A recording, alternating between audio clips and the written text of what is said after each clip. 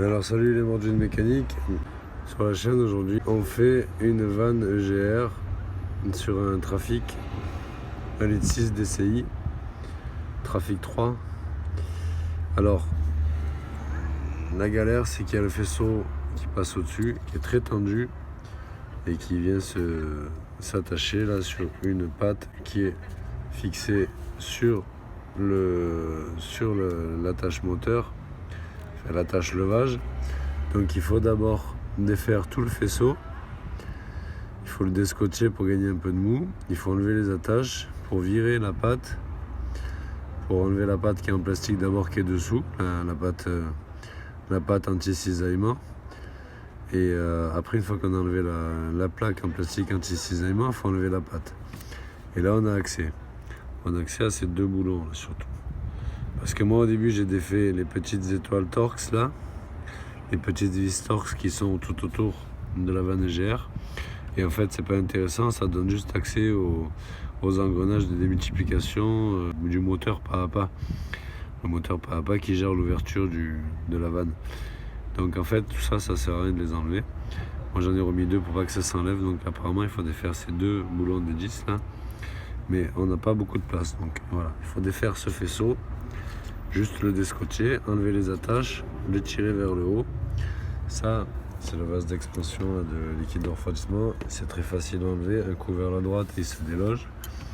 Et après, il y a une durite qui gêne un peu là, c'est celle-là,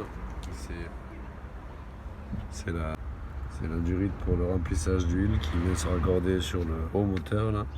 C'est facile à enlever également, mais on est obligé de le faire pour avoir accès. Parce que le moteur, l'accès est vraiment tout petit. Alors voilà, j'ai réussi à sortir la vanne EGR par le dessus. Mais vraiment, elle coinçait beaucoup. Alors j'étais pas sûr qu'il n'y ait pas encore deux boulons qui tiennent, un boulon quelque part. J'ai bien vérifié partout, même sur internet et tout. Et en fait, non, tout était dévissé, mais elle venait pas parce qu'elle était vraiment calaminée du coup. Donc moi ce que j'ai fait, c'est que j'ai tapé par en dessous avec une tige et un marteau. J'ai tapé doucement au début, un peu plus, ça bougeait pas. Après j'ai vu qu'elle a fini par bouger, donc j'ai insisté et puis elle a fini par sortir. Mais donc quand elle est vraiment encrassée, ben, ça bloque. Vraiment à la main, on a vraiment l'impression qu'elle est encore boulonnée.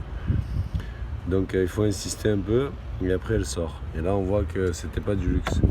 Vous voyez la chambre là, c'est dégueu. Donc c'est normal qu'elle fonctionne pas bien. Là on voit qu'elle a du mal à se fermer et elle doit avoir du mal à s'ouvrir aussi. Donc voilà la vanne EGR en fait.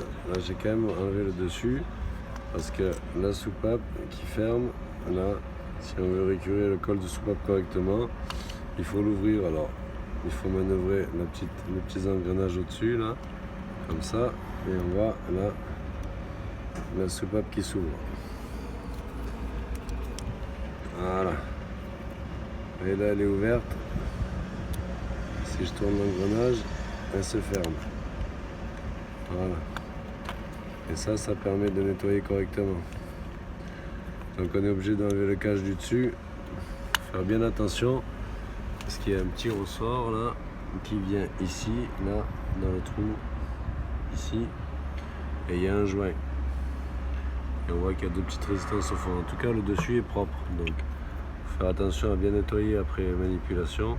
Il faut que ça reste propre. Parce que ça, c'est des sondes de capteurs. Voilà, donc j'ai fini de nettoyer la vanne EGR. Le camion démarre bien. Il y a toujours le voyant contrôle anti-pollution.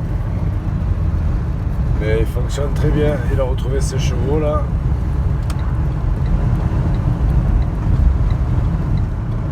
Sous régime ou en régime normal, tout va bien.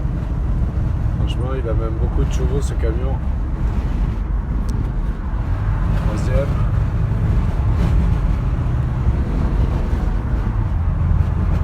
Ça fume pas derrière.